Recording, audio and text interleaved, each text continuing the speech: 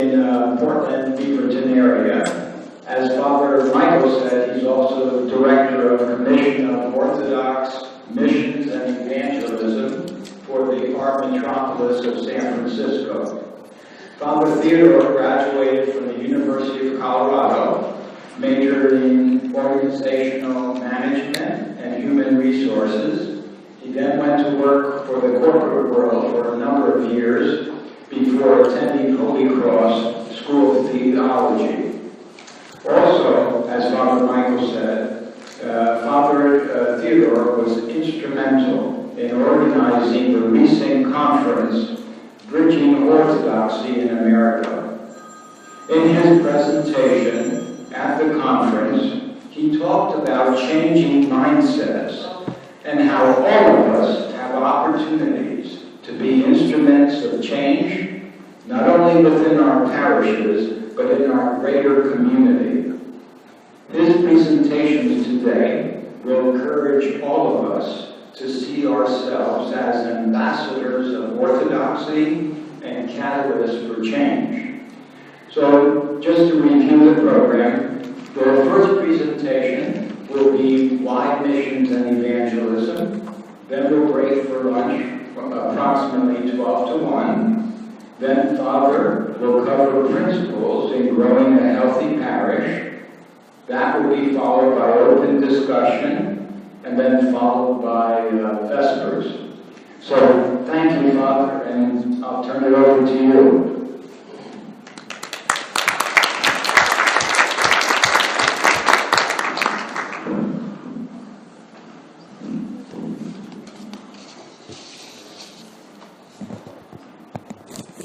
Thank you, George. Can everybody hear me? Yes. Now, I'm not supposed to use this one, I guess I have this one, or do you want me to use both?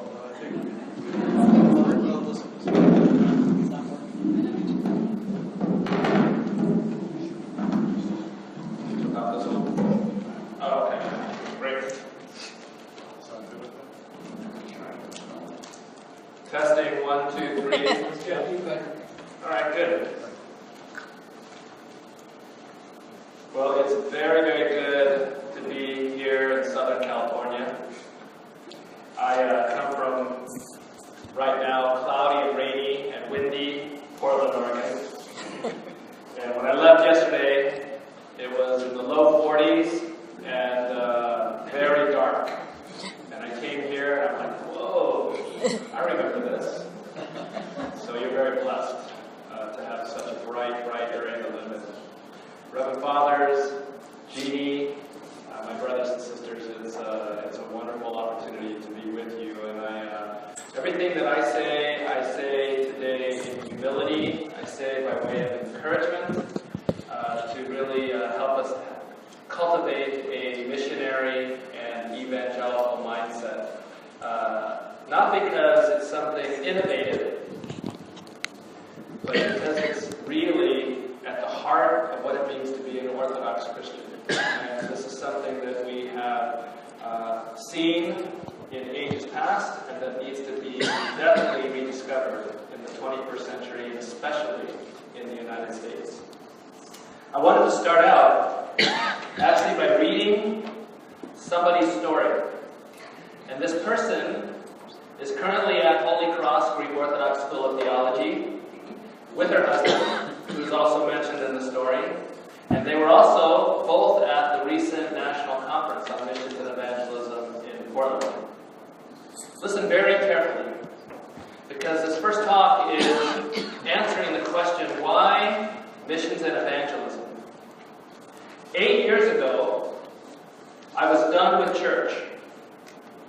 My seeker-friendly evangelical congregation had devolved into a hip, vaguely spiritual coffee shop.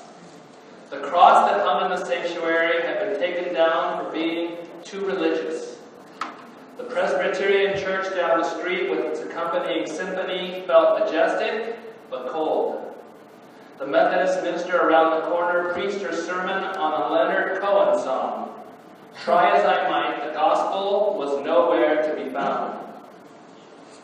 So imagine my interest when I heard that Bryce, a friend from high school, had left his evangelical church and become Greek Orthodox.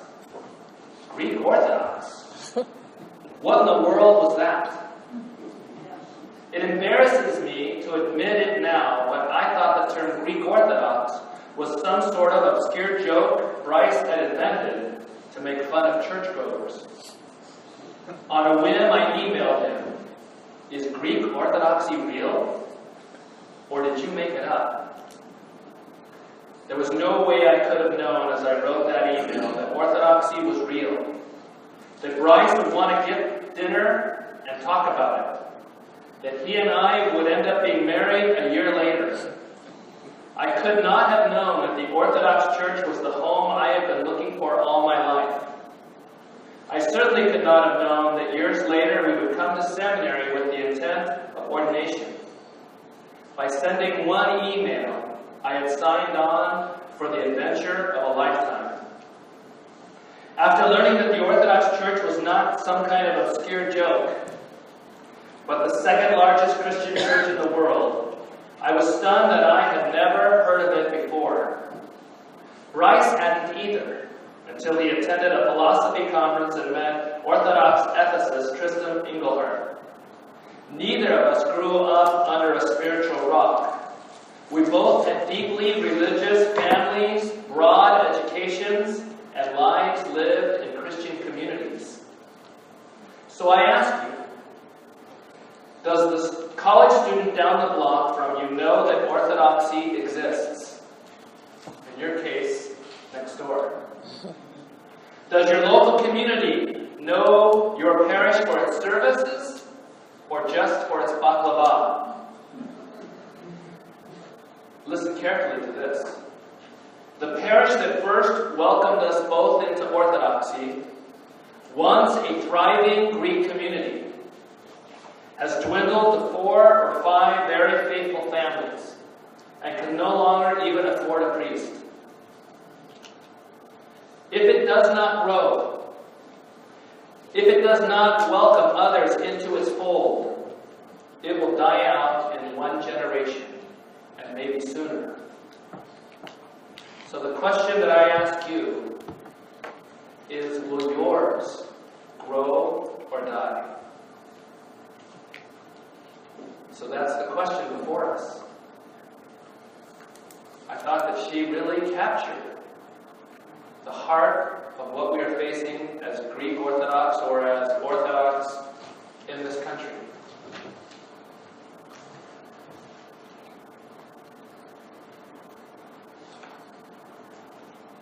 At the national conference, I forgot to move my slides forward, so don't let me forget that today.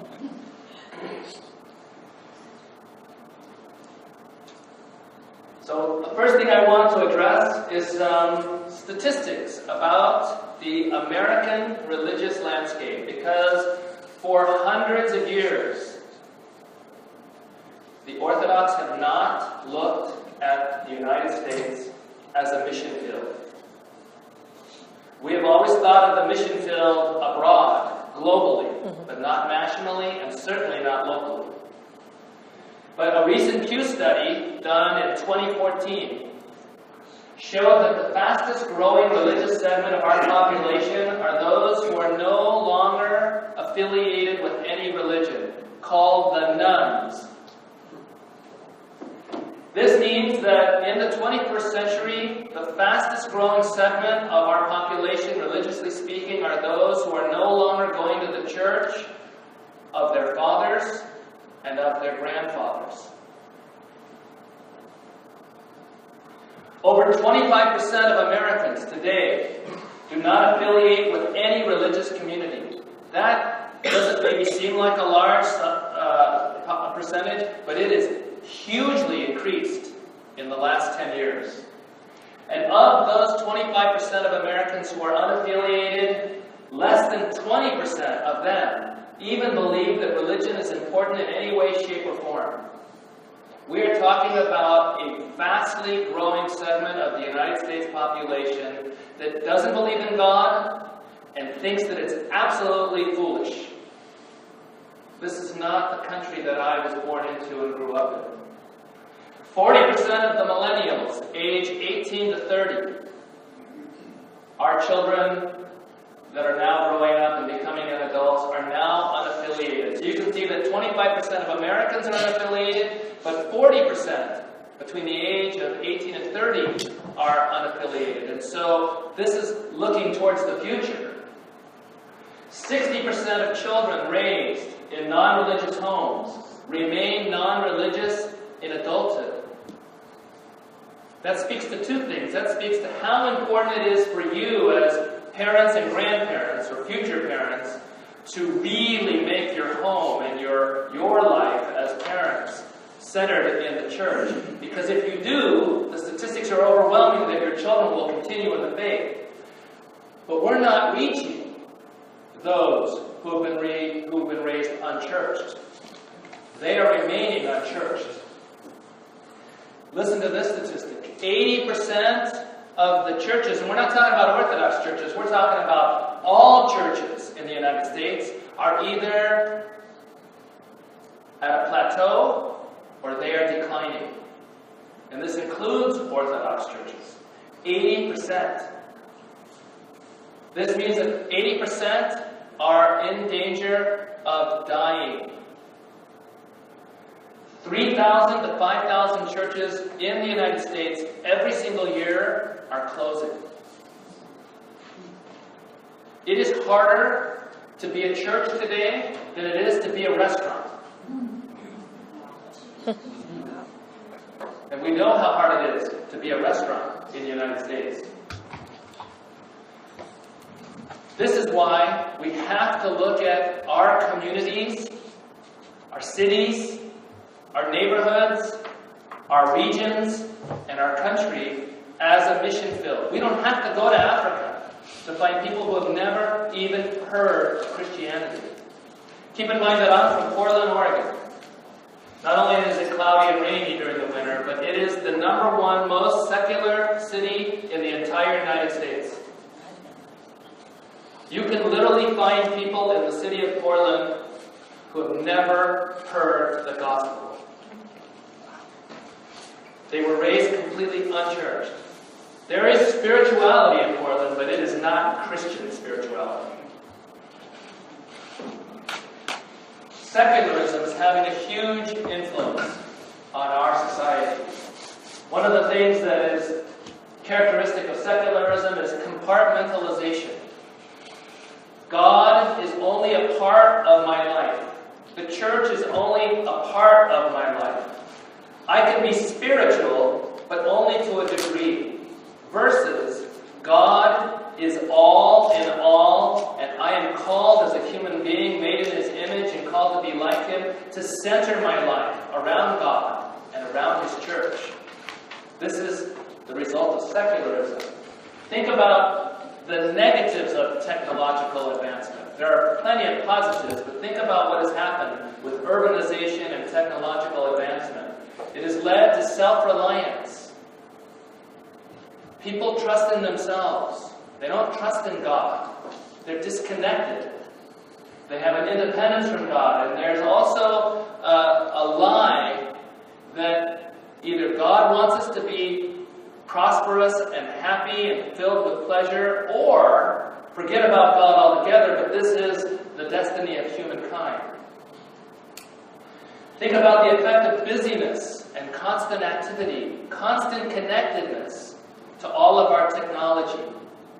How dehumanizing it is. Where is the inner life of the human being? Where is the stillness, the quiet that is so necessary and conducive for prayer and connection with God? To seeing God in all of the beauty around us. People see beauty, but they don't give thanks to God. It's almost like we've gone to neo-paganism all over again, and people worship the beauty around them rather than realizing that it's a gift from God and using it to connect to Him.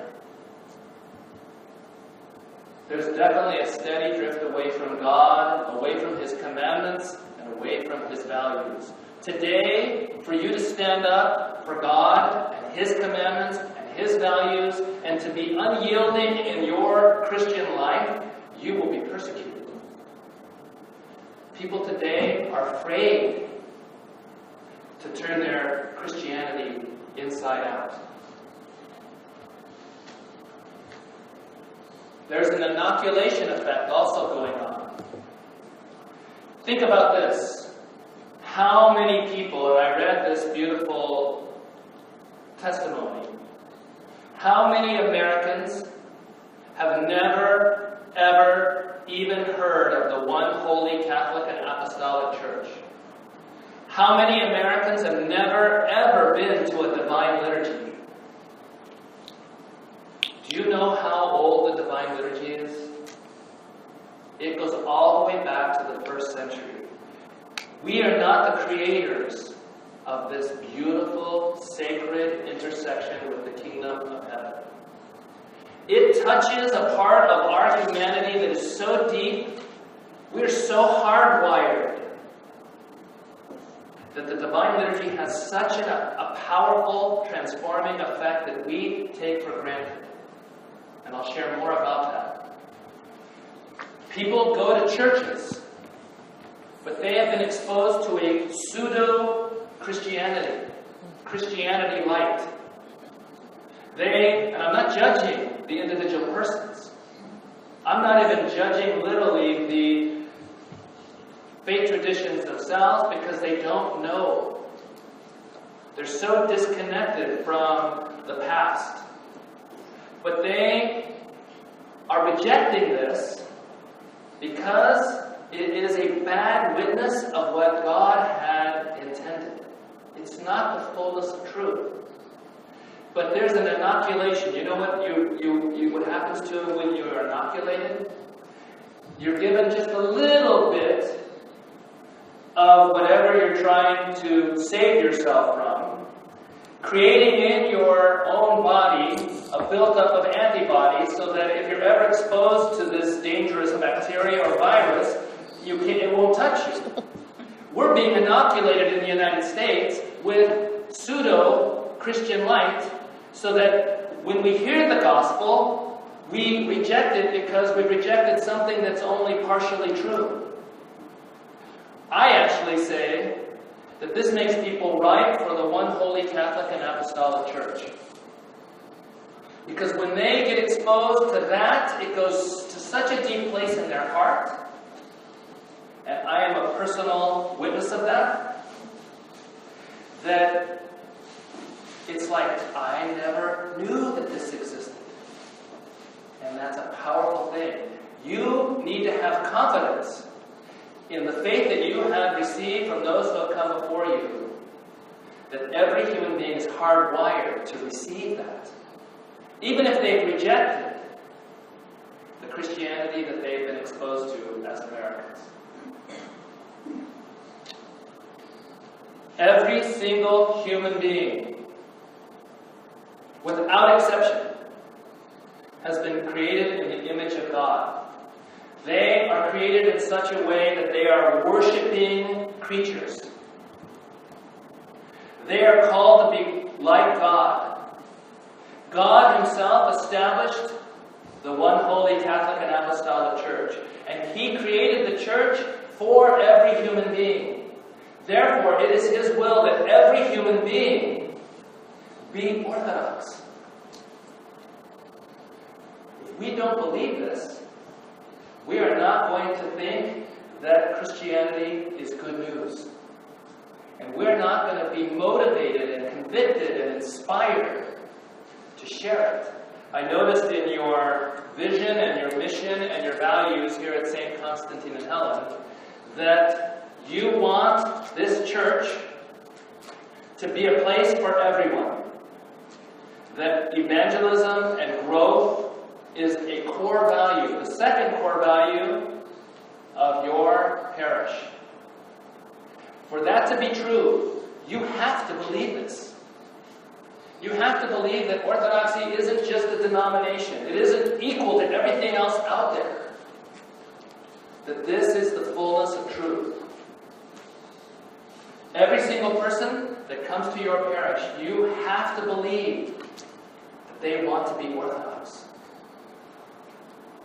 They want to be a part of your faith family. Now I want to share with you a little bit about my own story. Father Michael, in the car coming from the airport, said, "Tell me about yourself." And I almost fell for that. I said, "Yeah, I'm going to tell you." I said, no, I'm going to do that tomorrow. So I was born into a Roman Catholic family in Colorado.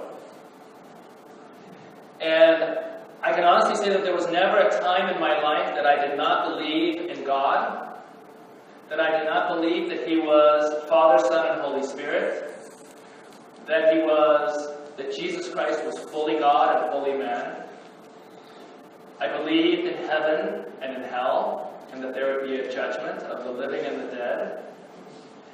But almost all of those beliefs were intellectual. They did put boundaries on my life. They did influence, in a general way, how I lived my life. But they were not very personally heartfelt. There was something missing. Athletics, as we grew up, became very important in our life. We stopped going to church on a regular basis probably when I was in the 4th grade, because we were so busy going to all of these tournaments and things like this, traveling, and other things took priority. I actually started going back to the Roman Catholic Church by junior year of high school on my own.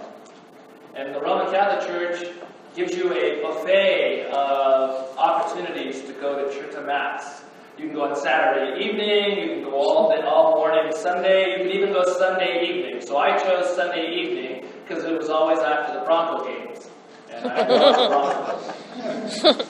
Still do, even though your Chargers beat them. My senior year of high school, my sport of choice was football. And in the preseason, in the state of Colorado, our team was ranked #1 preseason in the state. But we lost our very first game to our crosstown rival. And when the game was over, and it was time to go to the locker room and take off all of our equipment, I couldn't raise my right arm to take my shoulder pads off, and I found out that I had separated my shoulder. But when you're playing in a game, you're so filled with adrenaline that you don't feel these things. And so I had to miss the next few games of my senior season. And then I came back, and we were ahead 33-0 at the end of the first half. The very first series of the second half, I re-separated my shoulder and missed 3 more games. We went into the playoffs because of other people losing and other people winning. And we ended up going to the state championship. And at that time in the state of Colorado, you could end up co-champs if you tied the game. They wouldn't force you into overtime. But we didn't want to be co-champs, and so we ended up going for a 2-point conversion at the end of the game, and we missed it by 2 inches. We kicked an onside kick, we got the ball, we lined up over the center, time ran out, and we ended up losing the state championship. Thank God they changed the rule in the state of Colorado after that year and forced overtime to really have a true champion. But that left such a void in my life, because sports had held such a high place, that it was the best thing that ever happened to me. Because it was only then that I started to look within and to look up and to ask some profound questions, even at that young age of 17. And it was then that I began to actually look to God. I went away to college. I eventually left the Roman Catholic Church and went into the Evangelical Protestant Church. And that was also a great blessing, because the tension between the evangelical, non-denominational Protestant world and a hierarchical, clerical, sacramental, historical, old version of Christianity made me wonder, what is going on? What is the truth? Why is there a church on every corner that claims to be biblically based, but they all disagree with one another? And I started to study church history. And when I began to go back through the Reformation to the Great Schism, that's when I heard that there was an Orthodox Church. I read an article where it talked about the Orthodox Church as the one holy Catholic and Apostolic Church that had an unbroken continuity from the present day all the way back to the apostles of biblical interpretation. Actually, I'm ahead of myself. Liturgical worship and apostolic succession. And I thought to myself, this is either the most presumptuous statement or it's true. And if it's true, it should be verifiable. And I began to study. Did indeed the Orthodox Church, going all the way back, have an unbroken continuity of biblical interpretation, of doctrinal truth, of liturgical life, of sacramental life, and of apostolic succession? And it did.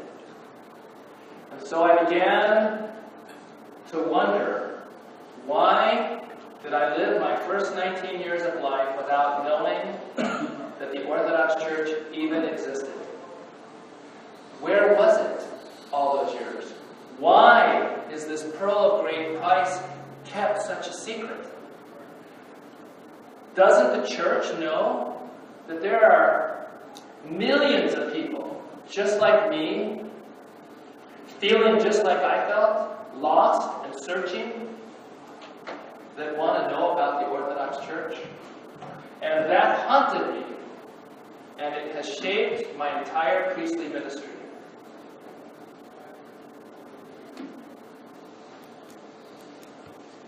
Should have put that other slide before that one. I already talked about that.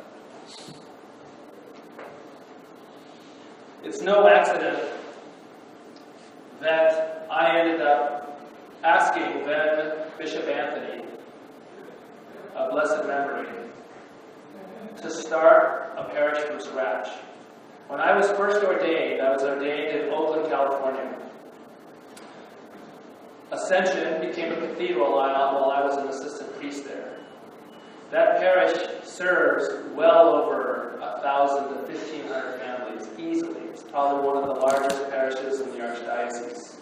It had a shut-in list of over 100 households. I could literally spend day after day after day going from house to house to house, visiting people who could not come to church, who were old and sick and had no way of being able to come. That was a ministry in and of itself.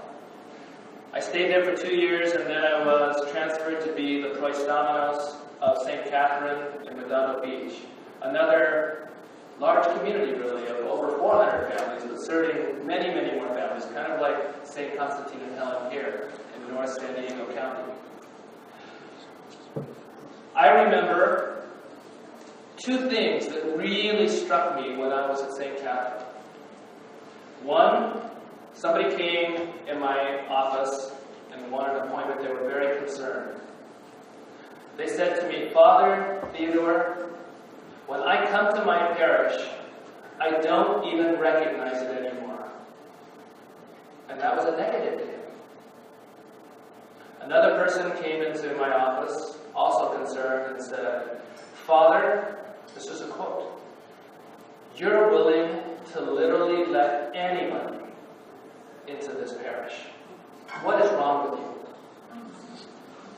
It was then that I knew, because of my past, that God was literally calling me to go to a situation where I could take the Orthodox faith to the American people by necessity. So, in 1996, the Ministry of Com, under then Metropolitan Anthony of blessed memory, decided that Portland, Oregon had been growing as a city and had only one Greek Orthodox parish and needed a second. There was no split. It was a strategic initiative to start a second parish. We started with 6 families and my family. So if that parish was going to survive, if it was going to make it, it was going to have to make catechumens. It was going to go and seek those who were like me, that wanted the one holy Catholic and Apostolic Church in order to survive. We weren't going to take people from Holy Trinity across the river. The 6 families that started, there were some lapsed Orthodox that came back, but the growth of that parish was overwhelmingly people who had no ethnic, no historical, and no religious ties to the Orthodox Church. But they were seeking what I had been seeking. We need to understand that the church is good news.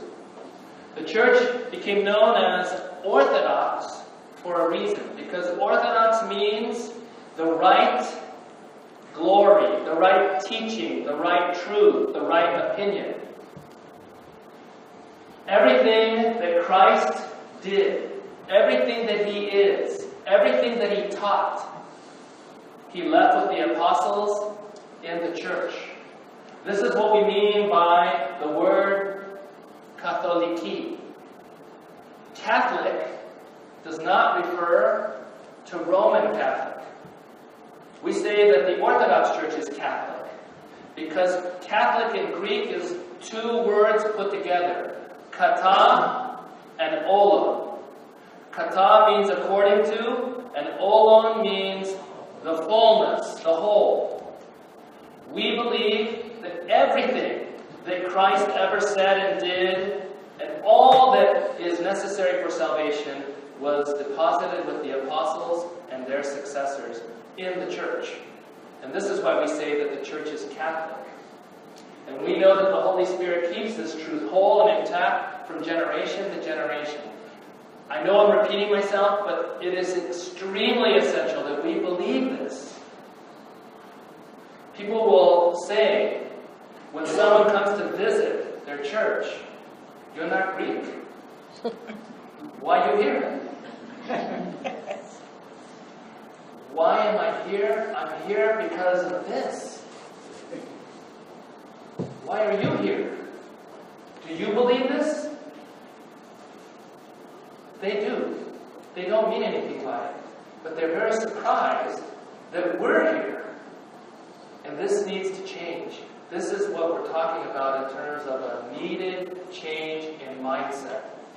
We who are already Orthodox need to stop taking for granted what God has passed down to those who have come before us to us. And we need to understand what a treasure that we have. And that every human being is looking for this, whether they realize it or not. I want to talk about Jesus Christ for just a moment. The Old Testament, all of our salvation history, presents to us that God is the bridegroom, and that we, all of us as human beings, are called to be His bride. He is pursuing us as a lover that has no end in his desire to capture his beloved. He will go to every length. He will give up himself entirely so that we might be wedded to him, that we might be his beloved. He proves this by condescending to such a degree, by being the creator, but becoming a part of his creation. We call this self-emptying, kenosis. It culminates on the cross. The fathers of the church look at the cross as the way that Christ, the bridegroom, consummates his love and his relationship with his bride. Consummation is where the bride and the bridegroom become one. We see this by Christ being willing to die on the cross for us and all human beings. You can't imagine how his heart burns in love for every human being. Do you know where the word Christian first came into existence? Antioch. The people of Antioch, the non-Christians, were looking at the disciples of Christ and they were saying, they act just like he acts. They follow his teachings to such a degree that they're little Christs, which is what Christian means. It's in our DNA to also in our hearts burn to such a degree for every human being, recognizing them in the image of God as our brother or our sister, to the same degree that Christ's heart burns in love for them, that we are motivated to go after them as our beloved, to love them as Christ loves them, to not look at them with indifference, not look at their bodies with indifference. This is where Philopathos shines with philanthropy, but also not to look at their souls with indifference, but to know that that soul is dying, whether it realizes it or not, hungry and thirsting to be united to Christ, and that Christ is literally dying in order to be united to that soul in the Orthodox Church.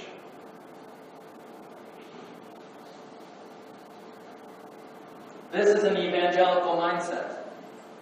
Evangelism simply means being witnesses and bearers in word and deed of the good news. We know that the harvest is truly great and that the laborers are few. Christ calls the disciples to pray for the harvest. All you have to do is fly in a plane and land at one of these airports, San Diego or LAX or John Wayne, and look at this metropolis of Southern California, which is seamless from Mexico all the way up to Northridge. One mass of humanity, millions and millions and millions of people who do not know the truth. This is the harvest that you need to be praying for. These are your people, because these are God's people. And he wants our hearts to burn like his. This was true in the first century, and it needs to be equally true today. Let's look at a few of God's commandments. Follow me, and I will make you fishers of men. Go and make disciples of all nations. You are the salt of the earth. You are the light of the world. This last quote is from the Apostle Paul in Romans chapter 10. He says, how are men to call upon him in whom they have not believed? And how are they to believe in him whom they have never heard? How beautiful are the feet of those who preach good news. Now you may say, well, people have heard in this country. I tell you, they have not heard. Because if they have not heard the fullness, then they do not know about Jesus Christ. And only we can tell them. Only we can show them. Only we can bear witness. Only we can hand down what we have received. The word in Greek for tradition is paradosis, and it literally means to hand down. We would not be in the position we are in, which is a very humble, not a triumphalistic position, if we had not received from those who came before us. But we are in a relay race of salvation, and we need to hand that baton to the next generation, intact, not compromised, not watered down.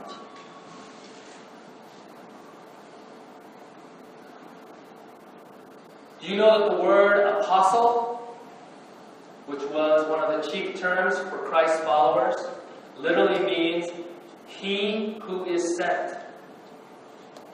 He who is sent out. Apostelno is the ancient Greek word for I send. Apostolos means he who is sent. Disciple, or matitis in Greek, is an ancient term that means if you are a disciple, you are called to be just like your master. There weren't many people who went to universities in antiquity. People were taught through mentorship, through discipleship. And there were literally masters who had received their trade or their art or their knowledge from those who had come before them, that had passed on everything that they knew to that disciple. When Jesus calls his followers disciples, it's with this meaning in mind. He wanted them to receive that fullness and to become like their master, even in their love for the rest of the world. We are disciples of Christ. We must resemble him. We must inculcate and adopt his characteristics, including a burning love for the people around us. The Apostle Paul said, I am willing to forfeit my own salvation for the sake of my kin, my fellow Jews. Can you imagine? Would you be willing to say, I am willing to forfeit my salvation, to live eternally in hell, separated from God, so that the people around me might know him? That's intense self-sacrifice. And that was a characteristic, true of every one of the early Christians. They were willing to be beaten, imprisoned, shipwrecked, homeless, clothless, naked, forfeit their food, travel over the world, to be persecuted, to be rejected, to be ostracized for the sake of the gospel. The Apostle Paul says, I am preaching something to the Jews that is a stumbling block, and to all the nations that's foolishness. And I'm willing to die for it, for the sake of my love for the people who are in darkness, who are lost, who do not know the saving faith of Jesus Christ. America looks a lot like the Roman Empire in the first century. And the same situation is becoming true today as it was then. St. John Chrysostom says, I do not believe in the salvation of anyone who is not concerned for the salvation of others.